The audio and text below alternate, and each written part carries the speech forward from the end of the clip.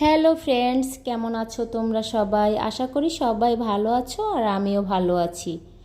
আজকে একটি নতুন ভিডিও ভ্লগ নিয়ে আসলাম আর নতুন ভ্লগে তোমাদের সবাইকে স্বাগতম।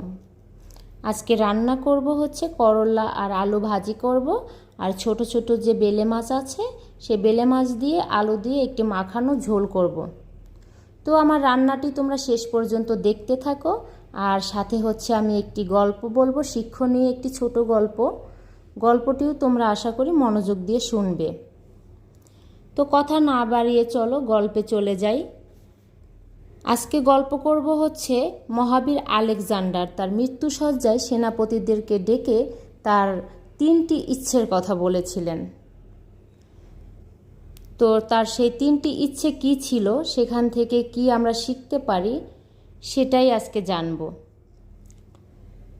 মৃত্যুশয্যায় মহাবীর আলেকজান্ডার তার সেনাপতিদের ডেকে বলেছিলেন, আমার মৃত্যুর পর আমার 3টি ইচ্ছে তোমরা পূরণ করবে। আমার প্রথম অভিপ্রায় হচ্ছে শুধু আমার চিকিৎসকরাই আমার কফিন বহন করবেন, আর আমার দ্বিতীয় অভিপ্রায় হচ্ছে আমার কফিন যে পথ দিয়ে গোরস্থানে যাবে সেই পথে আমার অর্জিত সোনা ও রূপা ছড়িয়ে থাকবে।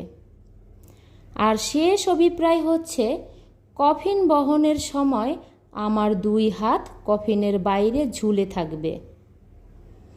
তার সেনাপতিরা তার এই ধরনের 3টি ইচ্ছের কথা শুনে খুবই আশ্চর্য হলেন।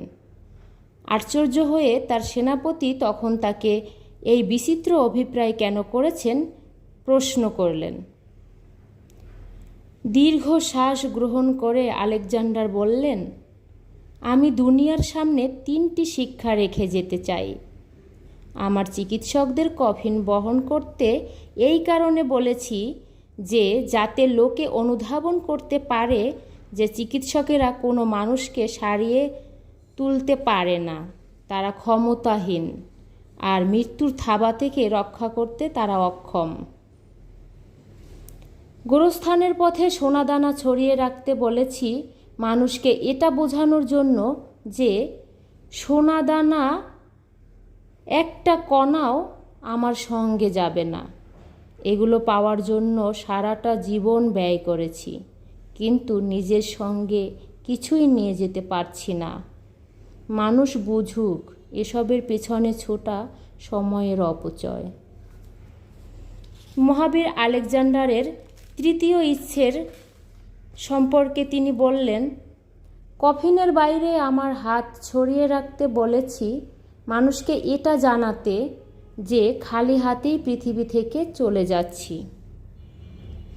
এই ছিল আজকের গল্প, মহাবীর আলেকজান্ডারের শিক্ষণীয় একটি ছোট গল্প, তার শেষ ইচ্ছে। তো গল্পটি থেকে তোমরা কে কী শিখলে অবশ্যই কমেন্ট করে জানাবে, আর আমার ভিডিওটি ভালো লাগলে লাইক কমেন্ট শেয়ার করো। ধন্যবাদ সবাইকে, সবাই ভালো থেকো।